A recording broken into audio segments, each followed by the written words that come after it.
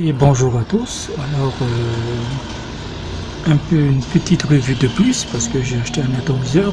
Encore une fois, désolé pour le bruit en arrière-fond. C'est ce qui se passe quand vous habitez à côté d'une autoroute. Donc aujourd'hui, on va voir le RTA Druga Baroque Vape qui a fait qui a reçu pas mal d'avis positifs et je l'avais acheté l'année dernière. C'était en décembre 2020 et quand vous habitez à l'autre bout du monde, ben, ça arrive 2 mois plus tard.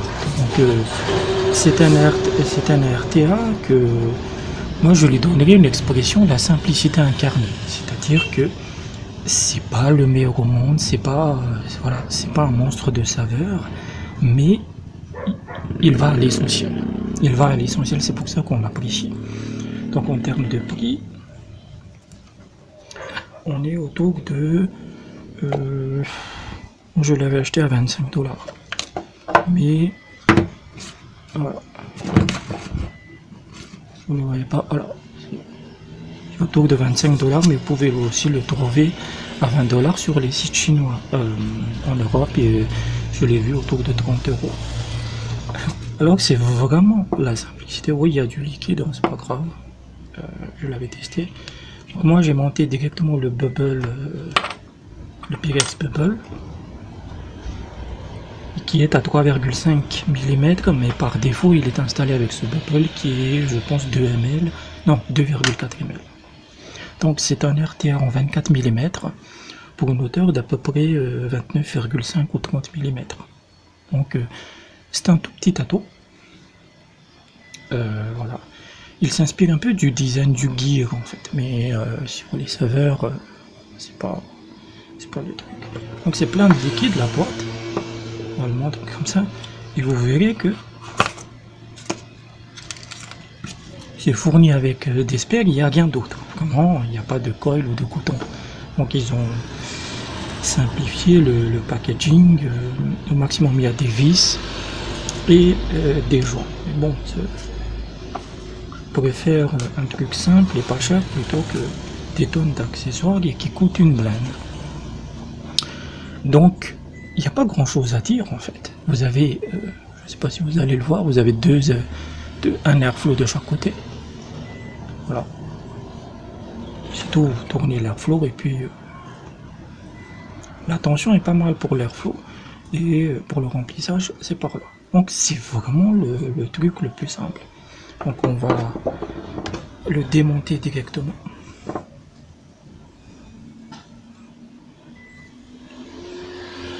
Hop, j'ai déjà monté un col dessus.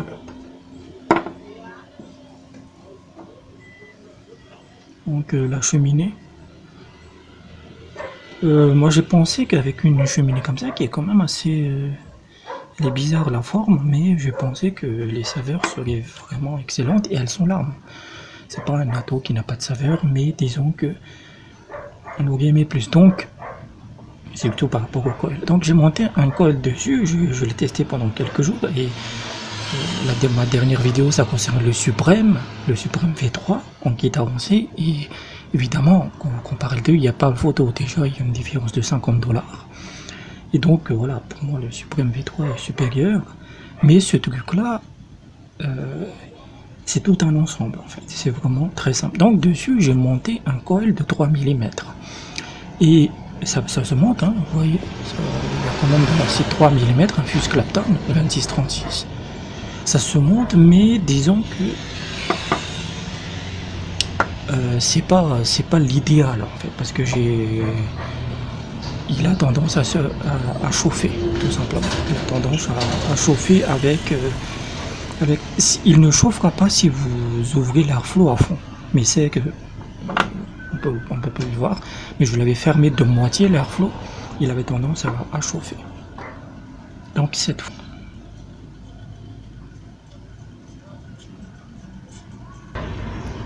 fois, on va monter. Je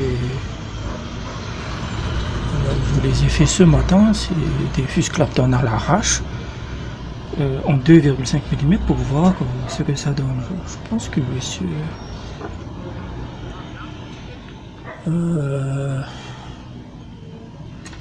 celui-là, ça pourrait marcher.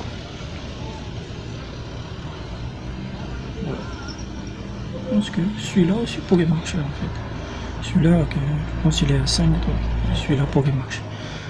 Donc le placement du col est très simple, franchement, vous dévissez, vous placez simplement les cols.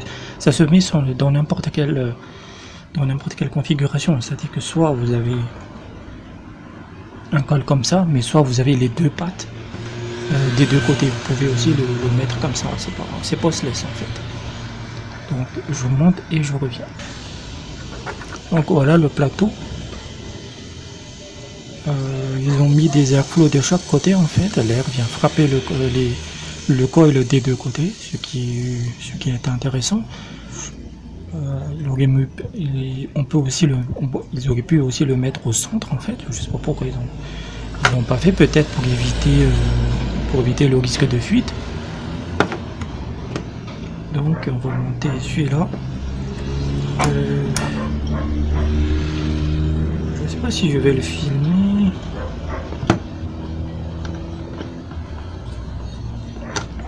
Allez, on va le filmer.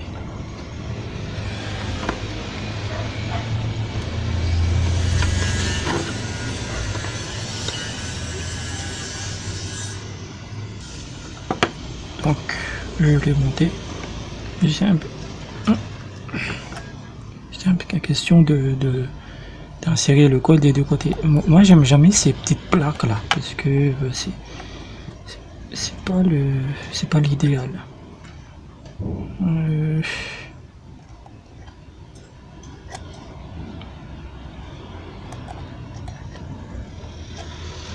Donc on va être plus sur ça.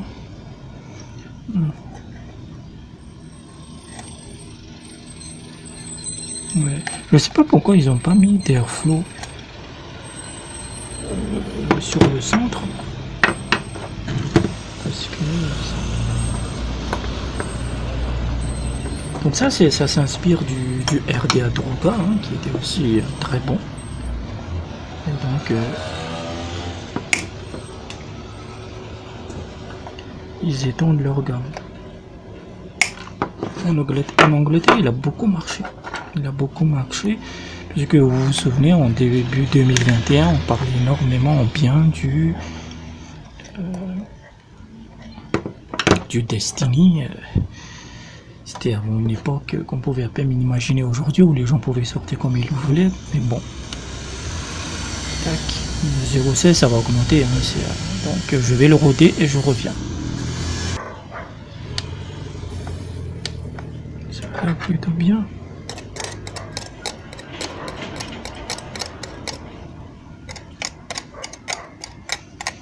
Parmi les points négatifs, pendant que un truc que j'ai pas aimé, après c'est vraiment personnel, c'est le drip tip. Parce que c'est un RTA qui est conçu pour être trapu en fait. C'est un petit RTA en fait. Et le drip tip, je le trouve vraiment très gros en fait. Il n'est pas du tout confortable en bouche.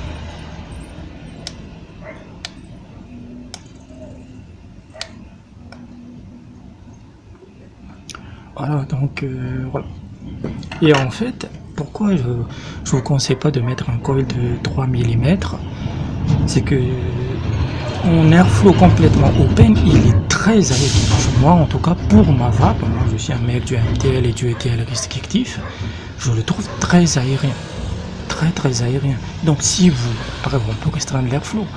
Donc vous restreignez les flots, par exemple à moitié, et là, le truc a tendance à chauffer. J'ai une vape très chaude.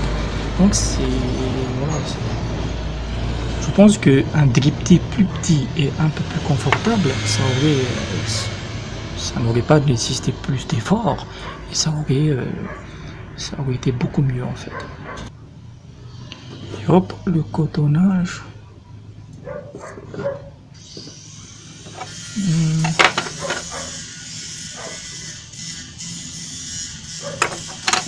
Je pense qu'il est un peu trop grand, ça ira.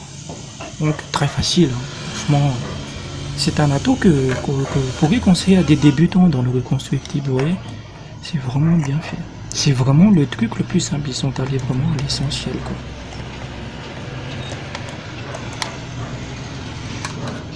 Et donc juste un petit truc pour le cotonnage. Ne vous contentez pas de déposer le coton. Vous voyez, ces cuves-là, il faut que vous pouviez voir le coton. Vous n'allez pas voir, bien sûr. Sur les cuves, il faut que ça... Vous ne devez pas l'enfoncer, en fait. Mais il faut que ça... On les pourrive juste un peu. Je pense qu'il y a peu de coton, je sais pas.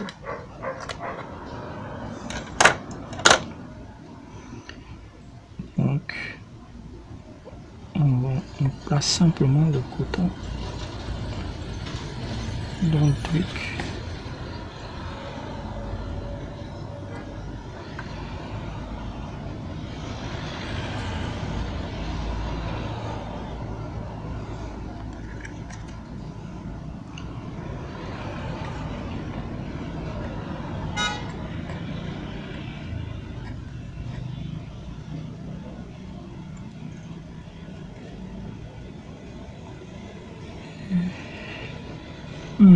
Ça va pas du tout. Attendez un peu. Je reviens. Le cotonnage n'est pas parfait, j'espère que ça ira. Vous voyez absolument bien. Donc, je vais essayer de vous montrer. En fait, il y a l'airflow. Vous avez des arrivées, c'est pas l'airflow, c'est l'arrivée de liquide en fait. Ici, juste là, il faut que vous puissiez voir le coton dessus. Il ne doit pas y avoir de gap ici, en fait, parce que s'il y a du gap et que vous allez remplir le tank, ben ça va fuir par là. Que je l'ai testé, hein, ça, mais c'est ce qui m'est arrivé. J'ai essayé d'alléger le coton là pendant le premier test et il y avait vraiment des fuites en fait. Donc faites attention. Là, je l'ai un peu trop tassé, je sais pas. On verra. On verra ce que ça donne. On va bouillir. On est à combien? Ah, 31. C'est normal pour ce type de fuse Clapton.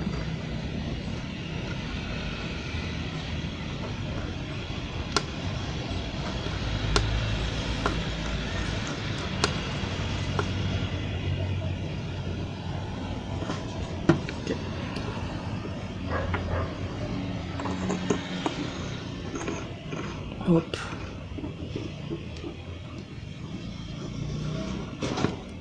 Moi, par vieille habitude, je ferme toujours les arrivées, les airflows avant de remplir le tank. Mais si vous avez bien cotonné, vous n'avez pas besoin de le faire, c'est ce que je veux dire. Donc, hop. Donc, le remplir.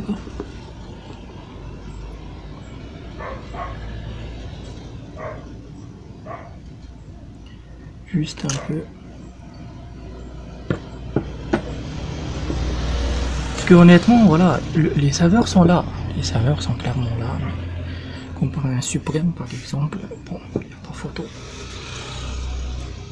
Il n'y a pas photo.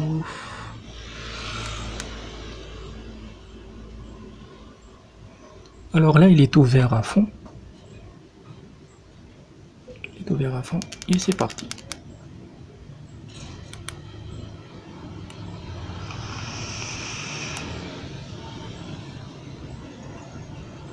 Ça va bien. Hein.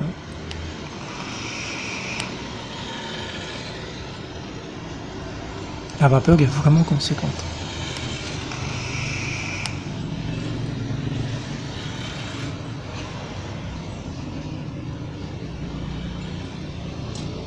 Là, je l'ai fermé de moitié.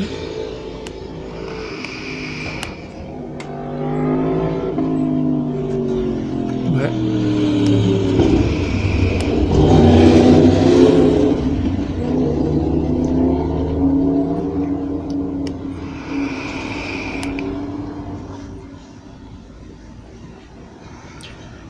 Les saveurs sont très très bien là. Les remplis de buée. Donc, un point qui est pour moi très positif, c'est très smooth en fait. Là, vous n'avez absolument aucun bruit. C'est très lisse comme vape.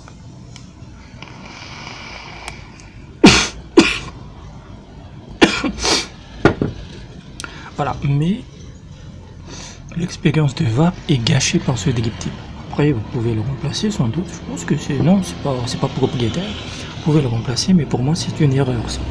Parce que ça correspond pas à l'aspect trapu, l'aspect très sublimation des saveurs qu'on pourrait attendre, par exemple, d'un gear ou d'un petit RTA. Donc voilà pour le RTA Druga, vraiment rien de très simple, rien de très compliqué. C'est vraiment la simplicité en fait. Il marche tout simplement. Il marche tout simplement. Vous avez besoin. Je le trouve aérien. Il est clairement aérien. Mais voilà, c'est pas non plus. C'est pas un monstre de saveur. C'est rien de tout ça. Mais vous pouvez le donner à quelqu'un qui commence un peu dans le reconstructible. Et voilà. Et pour le prix, c'est du 20, 25 $. Même si vous l'aimez pas, c'est pas une grosse perte. Donc